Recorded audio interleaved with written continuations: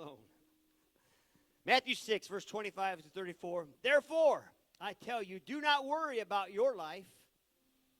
What will you eat or drink? Or about your body, what you will wear?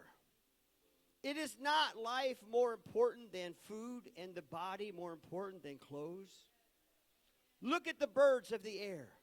They do not sow nor reap nor store away in barns, and yet your heavenly Father feeds them.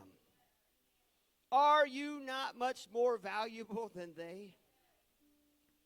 Who of you, by worrying, can add a single hour to his life? And why do you worry about clothes? See how the lilies of the field grow.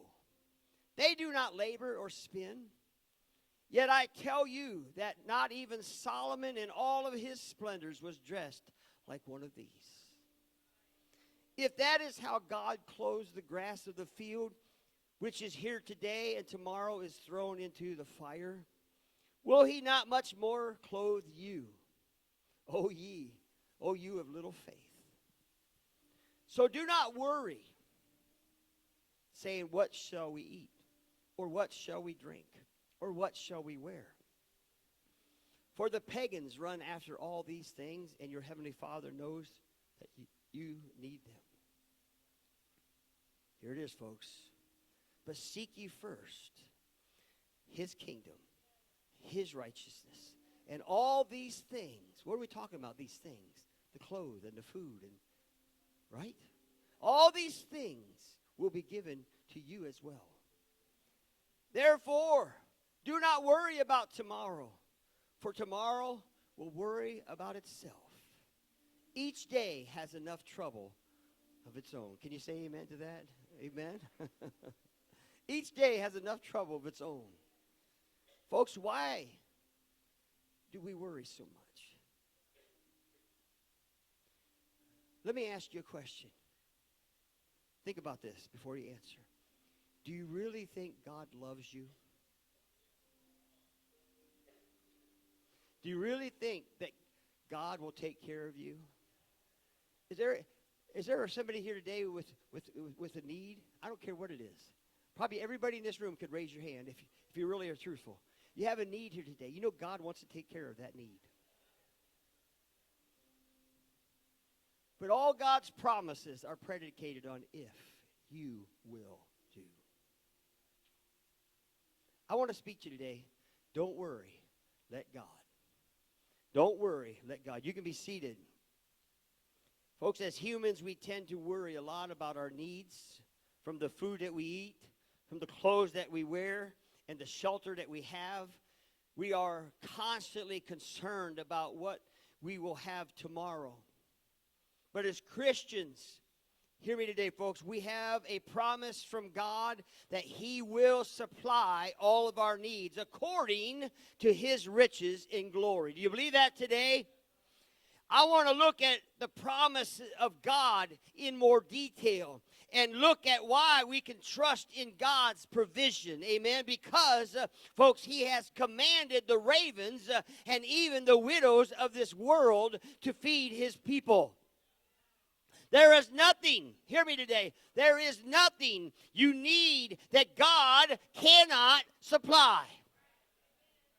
God's provision is not based on your goodness. God's provision is based on his goodness. God is good to you because of what Jesus did for you on the cross. You see, God doesn't want you to worry about anything. God says not to worry, but to pray about everything. So whatever situation you find, whatever situation you are facing today, you can either pray or you can panic. Why doesn't God want you to worry? For one, worry is irrational. It just doesn't make sense to worry, does it? Look what Jesus said. It is useless to worry because it will not fix anything or prevent anything. Amen? I said worry is like a rocket chair. It gives you something to do, but it don't get you anywhere. To worry about something you cannot change is irrational. It is also irrational because when you worry about something, it gets bigger in your mind. Someone makes a tiny comment that you take wrong about your appearance. You worry about it all day long. It gets bigger and bigger, and pretty soon you are thinking that everyone hates you and are out to get you or doesn't think you even look good. So what good is worry doing you? It makes it worse. Worry, folks, worry is contrary to nature. Nothing in all of nature worries but humans. Come on. You ever see your pet just sitting there, trying to sleep and just rolling back and forth? And what's the matter, puppy? Oh, I need this. Is it going to get done? Huh? Nothing in nature worries but humans. You were not made to worry. If God takes care of the birds, don't you think he can take care of you?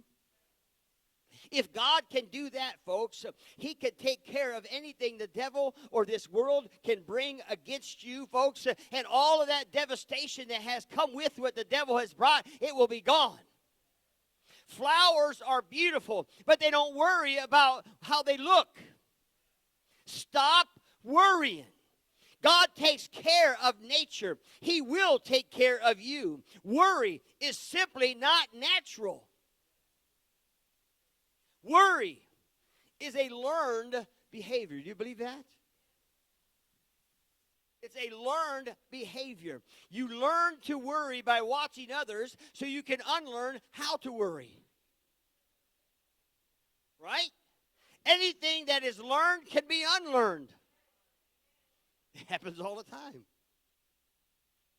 I used to know that. See, you don't have to go to for the rest of your life being a worrywart, folks. Being so uptight that you cannot even enjoy life. See, these verses show that God sees the need of nature and that he also sees what you need. You are made in God's image. You believe that today, folks? You are his child, and you have a relationship with him, and he will take care of you. Worry does not fix anything. It just doesn't work, folks. It doesn't fix anything. Worry will not make you live longer or grow taller.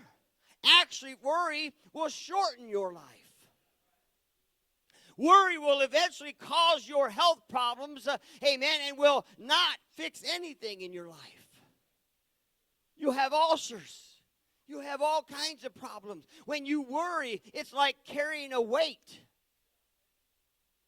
It will cause discouragement in your life. Worry will cause depression in your life. Worry will bring despair in your life. Worry causes more fatigue than work. You see, if you spend your day at work worrying, you won't just come home tired. You will come home drop dead tired. If you want to be healthier in your life, stop worrying. Come on. Folks, we do not need to worry. There is no need to worry because God has promised to take care of you. God is your shepherd who feeds and leads and meets your needs, folks. And so we tend to worry about things that are God's responsibility, and he never intended you to take on his responsibility. God says, I will take the responsibility of taking care of you. God loves you. God cares about you because you are valuable to him. And that is why he came to die for your sins and then resurrection to prove, amen, that we can overcome through him. Come on. Hey, let me be bold for a minute. Worry shows a lack of belief in God. See, I'm telling you, folks, your actions speak louder than words. And when you are worried and you're twisted and you're fumbling like this and, oh, I don't know if it ever get taken care of, you don't believe in God. You don't believe in His Word. Every time you worry, you are acting like an unbeliever. God will take care of everything you need. God meets your needs. Why? Because He is good, because He loves you, and because you deserve it to Him.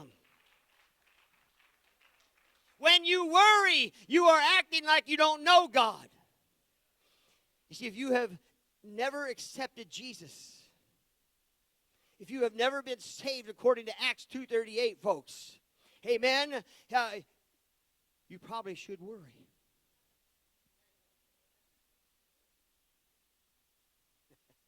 You didn't expect that, did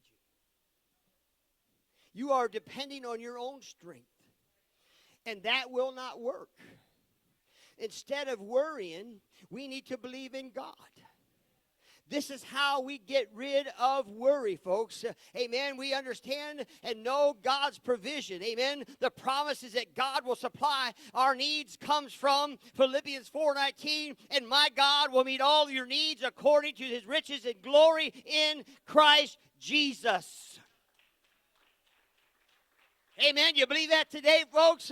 This promise is not just for those in the past in the Bible, but it is for us today as well. Amen. Amen. The Bible, it doesn't have a the end on it. The book of Acts Church does not say the end. Read it. We're still going on today. God will close the books. When we trust in God's promises, we can experience the true peace in our life. We can experience contentment, knowing that God will provide for us. You see, folks, the power of God's commands to sustain us. Amen. And when we look at God's miraculous provisions, Elijah's story of the widow shows us something deeper. The power of obedience. Hear me today. The power of obedience to God's commands. And the fact that when God commands the widow and the raven to sustain Elijah, they obey him. In 1 Kings 17 shows us that our obedience to God can lead to amazing blessings, even more so when it manifests in the hardest of times in our lives.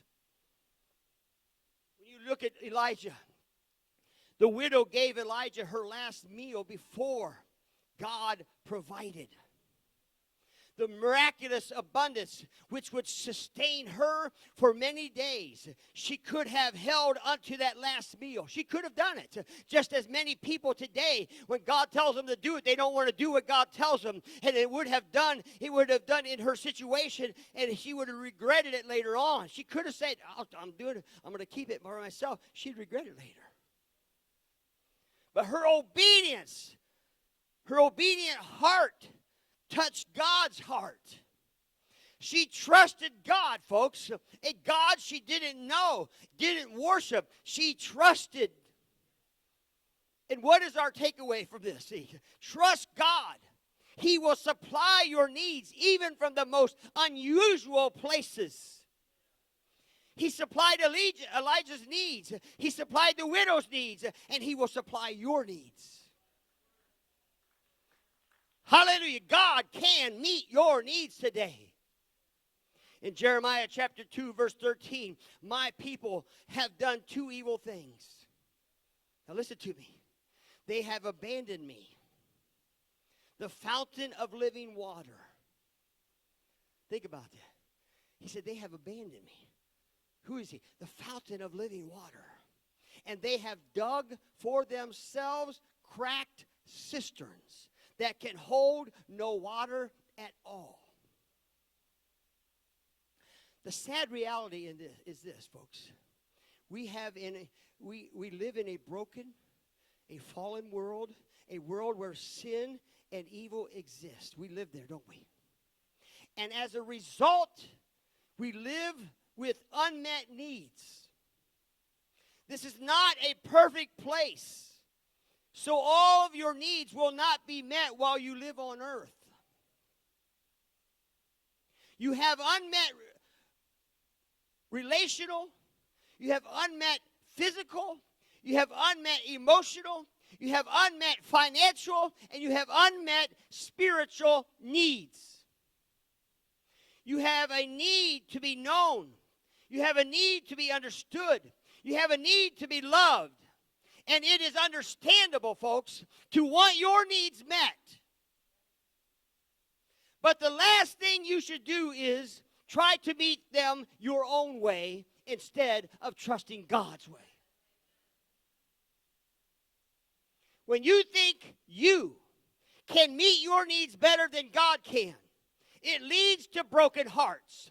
It leads to broken dreams. It leads to broken bodies. It leads to broken promises. And God said in Jeremiah chapter 2 verse 13, my people have done two evil things. They have abandoned me, the fountain of living water, and they have dug for themselves cracked cisterns that can hold no water at all.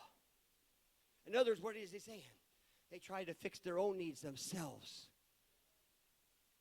You see, a cistern is a hole dug in the ground so that you could store water. In a well, you have water that's coming up from the ground. But a cistern is not connected to a water source. So you have to constantly fill it with water. That's how I grew up. My dad built two cisterns side by side in our house, and we had to have a truck bring water and pump it in our house. Over time, that water leaks into the ground, and the cistern goes dry. It eventually runs out of water. Why? It's temporary. Also, because there's no new water coming into the cistern, the water can become murky. The water can become polluted. God, folks, is saying that when you try to meet your needs in your own way, it is like trying to keep fresh water in a cracked cistern. You will always run out of water in a cracked cistern. And you will always run out of power when you're trying to meet your needs on your own. In John, Jesus refers to himself as living water. He said in John 7, verse 38, whosoever believes in me, as Scripture has said, rivers of living water will flow from within them. Amen. God's love, folks, and God's care for you and the power he gives you to live the Christian life is like a well that never runs dry. Hallelujah. Folks, when you trust in God, he will take care of your needs in the best way and in the right time. You will have everything that you need. You dig your own cistern, and that will always go dry. Trust in the living water that never runs out today, folks. In Philippians 4:19 says, but my God shall supply all your need according to his riches in glory. How? By Christ Jesus. Stand with me today. Hallelujah. Do you believe that scripture today, folks? Do you believe it? My God shall supply all of your need according to his riches in glory by Christ Jesus. Hallelujah. Hallelujah. Hallelujah. Hallelujah. What is your need today? Do you need to live for God? Do you need his Spirit in your life? Do you need your sins washed away? Hallelujah. What is your need today? Do you need a financial need? Do you have a healthy need? What health need? What is it? God wants to meet your need today.